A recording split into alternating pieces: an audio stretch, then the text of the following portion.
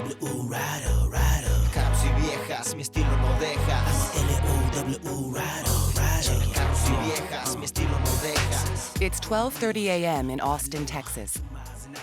Here in a grocery store parking lot, some members of the city's Latino community are coming together to show off their cars and celebrate their culture.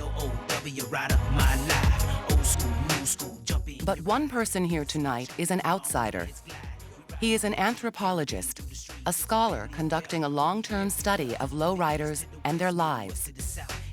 An anthropologist is always asking how people live in this world, how they make their communities, how they make their residences, how they make their languages. We study people. Biologists study biology, political scientists study the political process, and we like to think that we study people and how they make sense of their everyday lives. I'm interested in what I can learn from lowriders about who has access to space, what particular places in the city are for. The lowriders have something to say about this. They have knowledge gained from their experience that I'm trying to learn from. For over 100 years, anthropologists have been learning from people in every corner of our world and using the data they gather to create a group portrait of the human race. And wherever they find their subjects, whether they live on the other side of the globe or just down the block, hang out in a tropical rainforest, a corporate boardroom, or a parking lot, anthropologists help us to understand our fellow human beings and ourselves. We will understand folks as cultural creatures, material creatures, as biological and physical creatures, linguistic animals. That's a very complex way of looking at human life. So it gives you a lot of creative, intellectual free range to look at the human condition in all its complexity.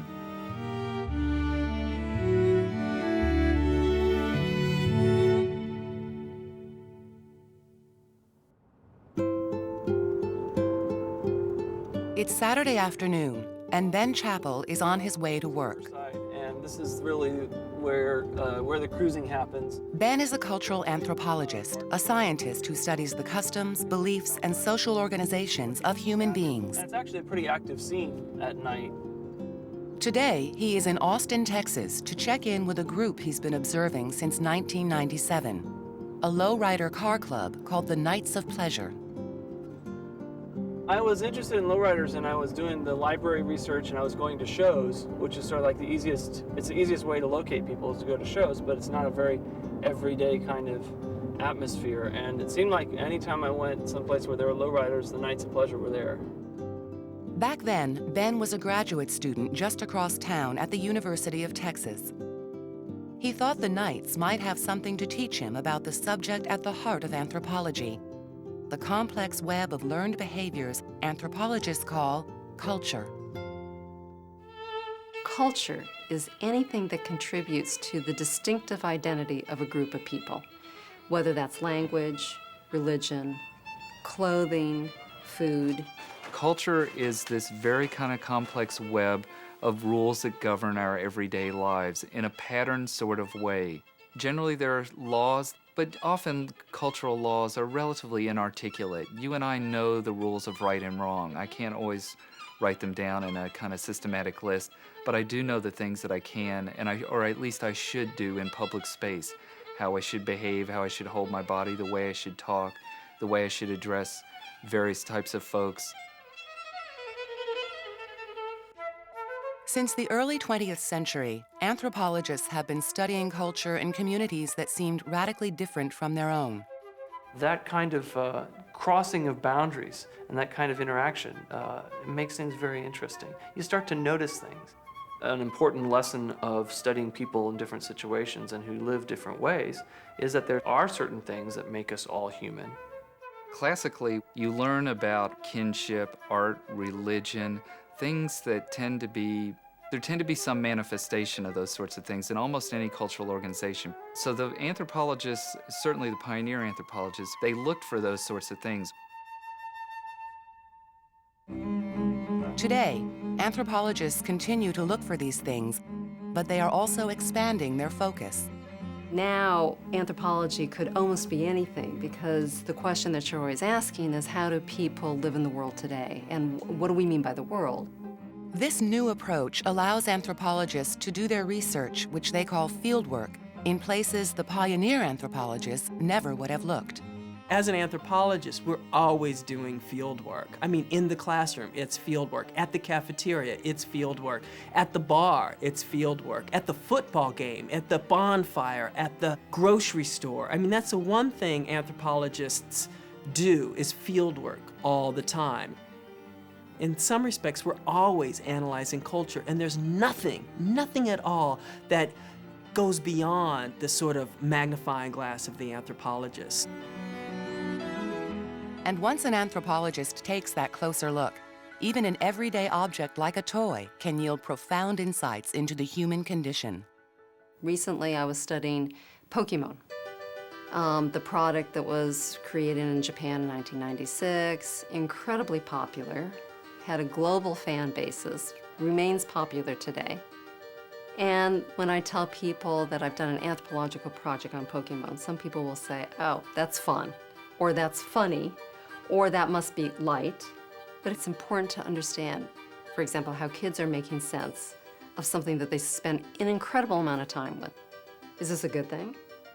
Or who's it good for? Is it just a money-making device that gives a lot of money to the people who are creating it, but is really unhealthy and maybe deleterious for our children and for the future of the world?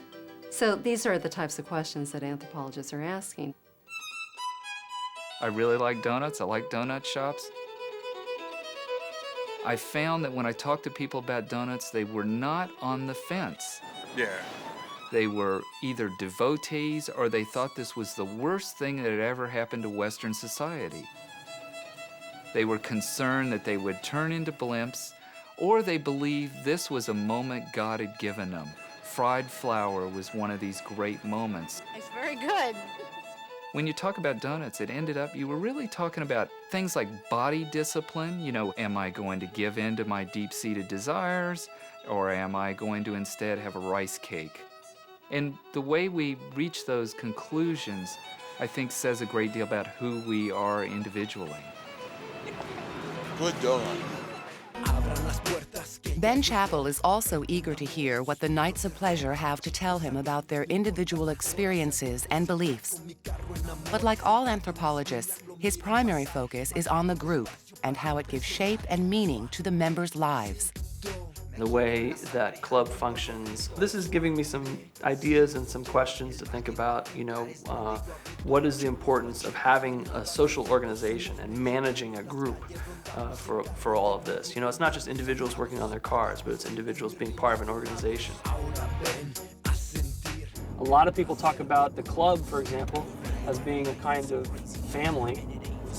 And that's a big part of the lowrider discourse. They love to talk about how the club is like a family, how they're there for one another, how they'll tell stories about breaking down in the car and the club member comes out to give them a ride or something like that. So there's a social value to being a part of a group. Understanding these types of bonds, which anthropologists call kinship, is central to anthropology's study of human culture. To learn more, Ben left his own life behind to immerse himself in the lives of the people he wanted to study.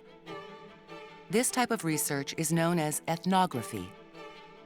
Ethnography is it's a very personal approach to studying something. Ethnography means if you want to understand a group of people or an activity or a place, then you put yourself into it. Now, I chose to study very close to where I was living already, but I didn't want to just come and do fieldwork and then go home every night and be in a very different space. So I moved into this neighborhood, and I was really glad I did. I love this neighborhood. That blue house is where I lived. But anthropologists don't just observe the groups they put themselves into. They try to take part in their daily lives. They call it participant observation. You can't do it from a distance. You can't do it from afar. You have to participate. You have to get involved in a very bodily way. and see what it feels like to be in that situation as much as you can. For an ethnographer, it matters very much what the people who are doing something think about it. It matters what their perspective on it is. It matters how they talk about it, the terms that they use. This up-close and personal way of doing research is one of the key distinctions between anthropologists and other scientists who study the human condition. One of the things that's changed is you can't just say the anthropologists study culture and nobody else does. I mean, everybody's studying culture and everybody's studying, different people in different places and things like that. And so it comes down to a question of what's your approach.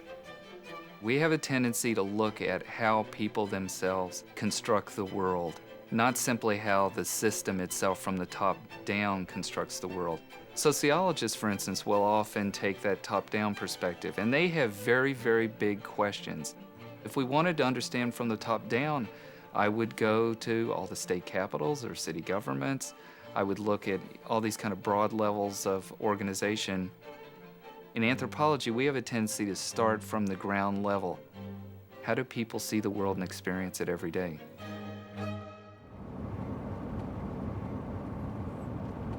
A lot of things that lowriders have said to me and a lot of things that I've seen when I'm cruising around suggest that it's important to them to be noticed, and it's important that people know that the lowriders are here, and by extension the communities that they come from, that they live in, are here, and they're part of Austin. Ben left Austin behind after getting his degree in 2003, but he comes back as often as he can to continue his work. A lot of what goes on in cruising, it's actually not always a whole lot of driving. Whoops, I guess I gotta go this way. It's a lot of driving around and then stopping places. The lowriders call it posting up. And tonight what we'll do is we'll drive to a place and post up, which means everybody parks, gets out, and hangs out for a while until the police run you off. Each night of cruising begins in the same spot, a car wash the Knights of Pleasure use for one of the club's most important kinship rituals. We're going up to the Knights of Pleasure weekly car club meeting. This is always how I start my field work. It's always a little bit of a homecoming for me. It's very encouraging, actually, to know that this club is going to be meeting here on a Saturday night. When I show up and they're here, that's something I can count on. Once again, Ben isn't disappointed. Alex Vargas, president of the club, is here to welcome him back. Every Saturday night, Alex and the rest of the Knights of Pleasure gather here to celebrate a culture that stretches back to the 1960s and across the American Southwest. A culture built around the ritualistic display of customized cars. Here they share tips about the best ways to create the restyled bodies, modified paint jobs and interiors, and special suspension systems that earn the cars the lowrider nickname. They also catch up on the latest news and gossip and reaffirm the kinship bonds that keep the club together. Tonight, they will allow Ben to join in, but he wasn't always so welcome here. When Ben first showed up, we didn't know who he was because he hung out in the back in the crowd. And then started thinking, well, maybe he's a cop, undercover, or just, I don't know. So finally he introduced himself to us. And we're like, well, what do you mean you're doing a paper or a book? No, I'm just studying. So what, we look like animals? Anthropology's history gives Alex and the rest of the Knights of Pleasure reason to be suspicious. Anthropology has a long and troubling history. Anthropology really was a tool of colonialism, particularly with the British and European empires, such that anthropology became a very useful scientific tool to demonstrate that some people were inferior and other people were superior. And there was little doubt about which type of people were on top. White supremacy was a part of early anthropology, and some people would say it still is. I mean, there are a lot of people who are still very dubious of the whole project of anthropology because of its colonialist history. Today, anthropologists like Ben take a very different approach to their work, but they can't afford to ignore the lessons of the past. On the surface of things, my work kind of reproduces the hierarchy because I become the white guy who goes and studies this so-called minority culture. And then before you stretch it around, hit it in the corner. But I mean, I think that that's just something that I need to be aware of. I need to have a historical perspective on it and do some things to correct it. And you know, one of the big ways to do that is to approach the field encounter in terms of relationships. You know, I'm not some sort of expert in the world of knowledge who's going and studying naive, innocent people. I'm somebody who builds relationships with people who have backgrounds different from mine, who have everyday lives that are different from mine, and I try to learn from them. Ben's part of the family now. Everybody knows Ben. The only ones that don't know Ben are the new guys. We had to explain to him, or the new guys, he's not a cop, he's a friend of the club. He just don't live around here no more. He comes out and visits and meets up with us. On one side, you have knowledge that is valued and considered to be expert or gets attention, and on the other side, you have knowledge which is just sort of considered to be life experience. So a lot of times, the way that I see ethnography, it's bringing these two kinds of knowledge into contact with one another, bring them into dialogue, see what happens in that conversation. What I heard was that the cops basically posted up outside the parking lot. Yeah. Started handing out tickets as people came out. Handing out tickets. When was Dale Diamond about? 3-4 years ago? So much happens. And there are so many little details that I notice when I'm in the field. Back at Expo Center. Yeah. I don't carry a tape recorder in the field, which is something that some people have done with great success. I don't do that because I don't want to be out there with a tape recorder making people nervous about, you know, what am I doing with this information. I need to get my notes down as soon as possible so that I can remember what happened. Inside, somebody drove off with his truck. They left the keys in it. Pulled it up, locked it up. And when the time comes, Ben's notes will help him do what most anthropologists do after their fieldwork: contribute to anthropology's ongoing study of human beings and their cultures by writing a book. Anthropology is both the field work, actually being in the field, doing the observation, doing the participation, and the write-up. We're going to go back as scholars and sort through that data, all the words that we collect from these people, all the recording we do of their ritual systems, and we will make sense of that cultural system, and we'll make sense of it in comparison to other cultural systems. It's different than journalists because there's a long period of time and we develop sort of theory to back these ethnographic texts and write it up in a way, usually using very compelling stories that they sort of culled from the field. And putting this together in a comprehensive book that oftentimes advances particular theories one way or the other.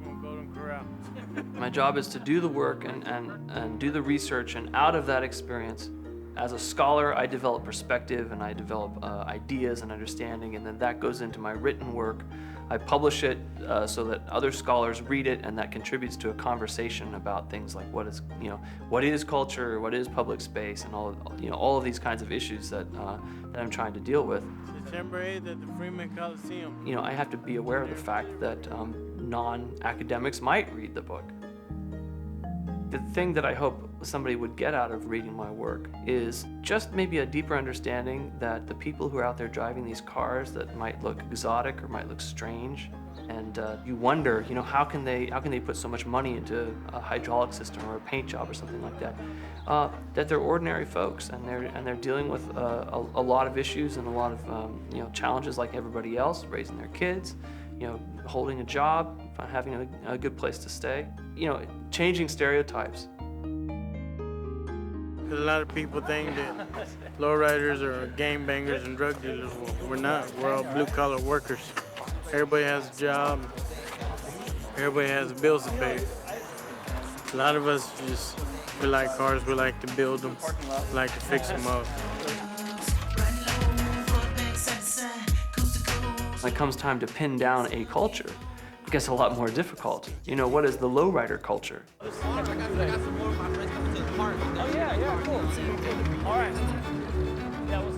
Tonight, Ben's research continues as the club heads off for the highlight of their evening, posting up with dozens of other lowriders in a nearby parking lot. As an anthropologist, It's golden because, you know, here I get to meet more people. I get to see what ordinary life is like. I get to learn a little bit more about the community.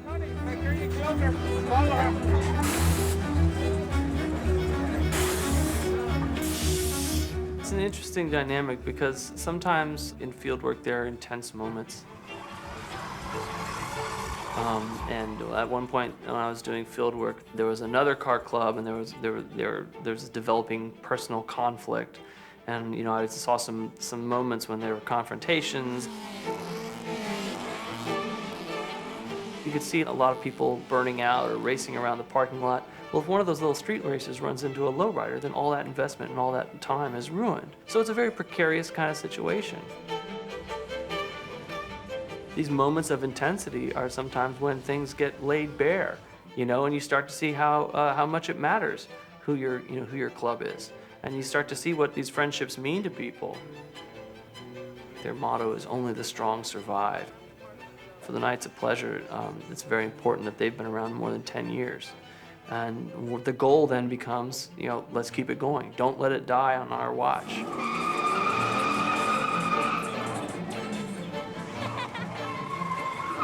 We're here trying to hang together, chill together, but once the cops see that going on, they come in and they just throw us out of here. You know what I mean? Especially that side of the buildings, it's all residential. They hear that all night long, they get tired of it, they call the cops. The cops get here, we gotta go.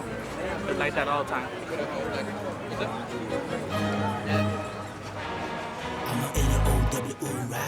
The Knights of Pleasure decide to move on before the cops show up. Another night of cruising and another day of fieldwork is coming to an end. Looks different, right? But both Ben and the Knights of Pleasure know that he'll be back. I think that I gained some credibility with the club when I come back. It's all part of this, cultivating this long-term relationship. And all part of Anthropology's long-term project to understand the human condition. In some respects, I think in the United States, anthropology is going to become an even more important arena of study because we are living increasingly in complex, diverse situations. I think anthropology is going to continue to tackle incredibly complicated questions, and that's an exciting place to be intellectually. I have ideas about other projects that I want to do, but you know, one of my projects will be lowriders for a good long while. There's so much more to learn. I always go away feeling like there's so much that I haven't seen, and so in the end, I just can't stay away from it. It's too interesting.